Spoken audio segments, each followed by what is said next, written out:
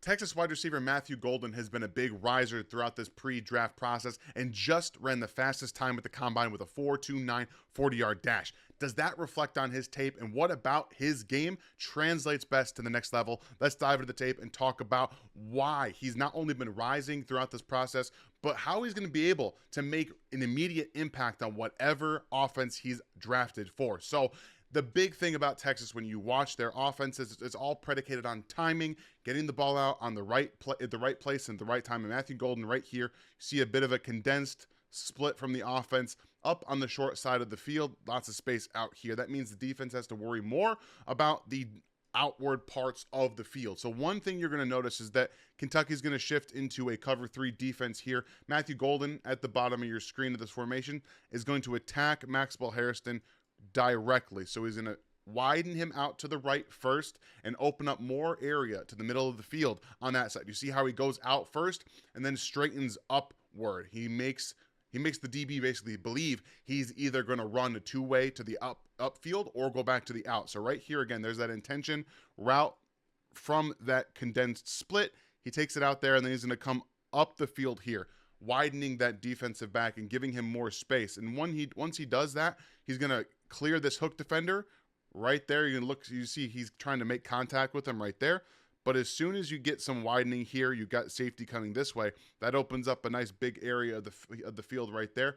Golden's going to sink his hips, drop down, break open over the middle of the field. And once again, the ball comes out on time from Quinn Ewers to Matthew Golden, where he's able to catch the football, get a first down. He is going to win on timing 100% of the time. He's very good with his timing if he's not up against some physical press man. That's how you see the Texas offense operate. He is one of, if not the best, timing wide receiver in this draft. So once again, you see him there extending outside, going up the field, extending, and then when he gets past that hook defender, he opens over to the middle of the field, and it's a big first down for Texas's offense. And then he's able to really line up anywhere you want him to outside here. You see how wide of a formation they have this time. They have both receivers down here, and you've got Matthew Golden right here on the line of scrimmage. They're going to bring number 0 down into the slot, and then you see that little bit of nuance at the release point. He's very nuanced. He has a bunch of different release packages, and I like this one a lot because you see the defensive back come down right here. So he's going to come out initially, and then he's going to hesitate at the line right there, give himself a little bit of a two-way go, and then he's going to jab to the outside, win underneath, and just create that space for himself, get upfield, lean into the DB right there. You see how he just kind of leans into number 7, just kind of goes upfield, takes that outside shoulder, puts it into the DB, and then he breaks off open over the middle of the field. He's a very nuanced receiver. I know I've said that like 3 times, but that's the part about his game that is really impressive, and you see it at every stop, every game, and that's why he's really gotten better throughout the season for Texas. He wasn't as involved early on. They were really trying to work Isaiah Bond into their offense, but as the season went along, it was Matthew Golden making all the plays for their offense, all the big plays.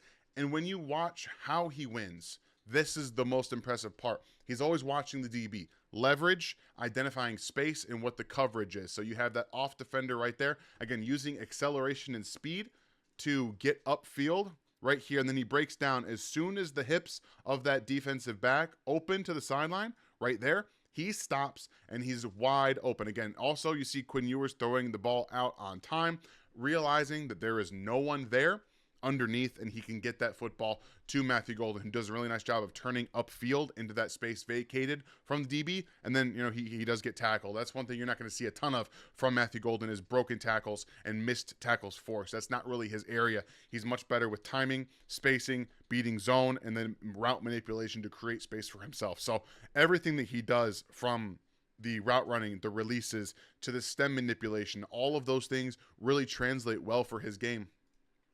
And when you're so good at creating space for yourself underneath with different routes, the double move comes in. You're able to create that manipulation factor and make big plays down the field by creating that space underneath, taking advantage of what's there, and then going downfield. So here, Texas is going to motion the outside receiver in. You're going to see him come down, and then they're going to rotate the defense, Arizona State, into this, once again, a cover 3 shell. That deep safety is coming out. They're going to have the safety, or the cornerback right here, come out to that cover 3 spot, and then the safety here is going to widen out here. Quinn Ewers makes the wrong read. Safety is going to where he's looking Initially, you see right there, he's widening this way. Really, Quinn Ewers should be seeing that and throwing this football here. Because Matthew Golden, again, right here is coming out. And then you see that this corner right here is coming with him. So he's going to angle this route outside, make him think he's trying to run an out route into the space right here. But instead, as soon as he does that, the DB turns around and tries to run with him. And then again, you see he understands that leverage, and he's going to break this upfield for what could have been a touchdown on the play had Quinn Ewers seen the safety moving towards the receiver he ends up throwing it to. So how you're able to not only make that space for yourself, but take advantage of it is a big part of his game and how he continuously fits into whatever offense he wants to play in, or whatever offense he gets drafted to. Very important part of that. And we've seen the RPO game be a big part of not only Texas' offense, but the entire NFL. They're doing a lot of RPOs. You saw really the Chiefs do it initially first in 2018. Then everyone really started to do far more RPOs. They made it big, and then everyone started doing it. And that's another part of timing. You see right there, mesh point by the quarterback. Golden is just going to release here. He's going to be wide open. He fits in these. He does these RPO routes very well. He's, again, very timed. He does a nice job of using speed manipulation and getting into space. And this is where we talk about the 40-yard dash. So I don't believe that it translates to the field, specifically because we're going to see him catch this football, make a guy miss right here. Now, re-acceleration is also a part of it. He's not the fastest guy when he has to re-accelerate, but if you have 4.3 speed, this is a touchdown. This is a touchdown for every one of those players. You've got space and you have the angle to make it work, and unfortunately for him, he's not able. See, that's not 4.29 speed. It's not 4.3 speed. So I don't think it matches up with his tape personally. But he doesn't really need that. I don't care about the 4.3 speed. I care about how he wins. And he can win at every level of the field with his routes, with his manipulation, fitting into an RPO, his timing, all of the different things that he uses to create space for himself and take advantage of it when he finds it with zones and doing all of that. So right here, again, he finds that space. He gets into it to make a big play, gets brought down by the defense. So just translating that type of speed is not really going to be his game, but we know that that's not really what matters. It's about how you win. So the other area for Matthew Golden that I think is going to be more of a concern for him in the NFL is dealing with press man coverage. Now, taking to some context here, this is in the low red zone, but he's got man coverage here, and he's widening right there. You see him run a couple of fade routes in the end zone for Texas as well. Like that's weird. Don't have him run fades. He's not a fade guy. He can play on the outside. I think on the line of scrimmage against teams that will press him, he's going to find some issues with getting off of press and that physicality right there at the catch point. That's not his game. He can make some plays, and then we're going to get to that here in a little bit. But in the red zone, and specifically in those quick areas where they're going to play some man and try to throw off the timing of the operation, of the route, all that stuff, this is not where he's going to excel. But that's not a worry for me. Like, those things can be mitigated. I'm not really that worried about how he's going to translate into an NFL offense, because timing, again, he got a lot more proficient and refined just from a route running perspective from going to Houston to Texas this past year. But we saw a far more complete receiver in the sense that he can make some difficult catches down the field. This one is a really nice showcase of, again, just a little bit of stutter step release and go outside and stack that DB and then track the football over your shoulder.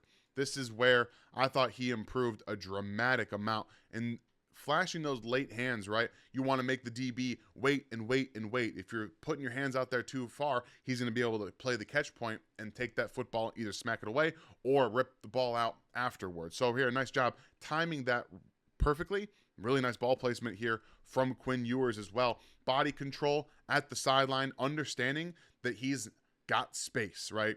We see this a lot too, where wide receivers, when they're on the outside, they get pushed down this part of the sideline. So you see them there, and they don't have any room for error. So the ball ends up getting thrown here, but the receivers on the outside too. Here you see Golden is not over at the sideline. He's in between the 20 and the sideline right there. So he's got room for error. And again, Quinn Ewers does a nice job putting this ball towards the sideline. and making that adjustment. So knee comes down, that isn't catch in the NFL as well. And you just love to see the timing, the body control, the hands over the shoulder. Those are always very difficult catches to make. Nice adjustment there from Matthew Golden. So getting all that timing, playing with it at a different level is really important. And I think that was one of the big things that he learned from playing in this offense here at Texas. And then you see him go in motion right there at top of your screen. This is one of the areas that I was really impressed with, the second reaction stuff, right? Getting to make plays down the field with body extension. He's got just over 30-inch arms, but here, this is, again, a curl route. We saw that. Every NFL team runs a curl route. He's consistently open on them. So being able to do that is step one. He recognizes Quinn Ewers is coming out to the pocket to the right. So understanding there's no defensive players back here. Like I'm in a bunch of space if I can just get to that next level. And he does exactly that. So he rotates back around, and then he's able to quickly get upfield. Again, puts his hand up, and that right there, once again, a very nice thrown ball from Quinn Ewers. Just being able to make that extension with the timing that's on display is one of the more impressive things that I saw from him. Again, 5'11", 191 pounds. He's not the biggest guy in the world, but I think he understands how to use his body much better now than he did when he was at Houston. That development process from going, from a smaller school at Houston, still Division I, but to Texas and getting better coached, he clearly took to that coaching. And then this is so impressive. The body control to extend around, right? To take that time perfectly, get the ball at that apex where it's going behind you is very impressive to see. So all the ball skills that he has fit with his body type. He's not going to make every contested catch. He's not going to out physical anybody at the catch point, but I think downfield, he can win downfield because of his ability underneath. He forces defenses to come after him because he breaks and he runs quick routes, and he's able to do a lot of that. But overall, he's able to really maximize his own length, his own body type, and that's really important for any receiver. Last thing we're going to talk about is, again, he can play anywhere. He plays on the line quite a bit for Texas, so I'm not worried about soft press. I'm not worried about anything other than some hard press and getting him physically at the line of scrimmage. That's where you're probably going to see some of the issues. But this is very, very nuanced, next level type of manipulation. He's in space. The underneath defender is with the flat, so he doesn't have to worry about him. But if you can just watch very quickly, it's hard to see. But what he does, after he clears the underneath defender, he slows just a little bit. He brings his shoulders up, and then he attacks outside. So he's going to clear that underneath defender. He's going to slow down a little bit, bring his shoulders up right there, kind of make that DB freeze just a little bit. And then he's going to say, all right, this is where my two-way go is. I can go this way or I can go this way. And so he tacks outside, boom, right there, and then it's over. That DB bites on it. He's in the end zone for a touchdown on a big play. So how he creates, once again, going back to how he creates space for himself, how he manipulates defenders in space, and how he can run different routes a bunch of different ways and make the same result. Separate him. And I think overall that's going to make him a far better player in the NFL than what we saw collectively with his college level. Now, he didn't even get to 1,000 yards this past year at Texas, but that wasn't really his fault. I think early on, the focal point wasn't to get him the football. But as the season went on, he got better. The team trusted him more, and we saw all the different ways that he wins and made some contested catches in different situations down the sideline and then move guys out of the way so he can create big plays. I'm a big fan of him. I'm not sold on a first-round player for him. He probably goes in the first round. I think max you see as a wide receiver 2 in the NFL. So at the end of the first round, you'll probably see him get drafted. I compare him a little bit to what we've seen from Hollywood Brown with the Cardinals and most recently the Chiefs in the postseason. I think that's the body type, the player you're getting with the timing, fitting into an RPO offense, and then the route running underneath and downfield at all three levels give you that kind of player who can play all different positions, but physically, you're not going to get, catch point domination, making those highlight reel plays with somebody draped all over him. physically handling press coverage, that kind of thing, but he can do everything you want him to and fit really, really well in any kind of NFL offense. So I hope you guys enjoyed this breakdown of Texas wide receiver Matthew Golden, how he wins and why his 40 time is a little bit not really what we see on the tape. Training, efficiency, all those things taken into consideration. He can win at all 3 levels, and he's a very, very polished prospect coming into this 2025 NFL draft. You guys have yourselves a great rest of your day. If you are not part of the TDN YouTube page, please go hit that sub button right now, hit the like on the way out, and I'll see you guys next time.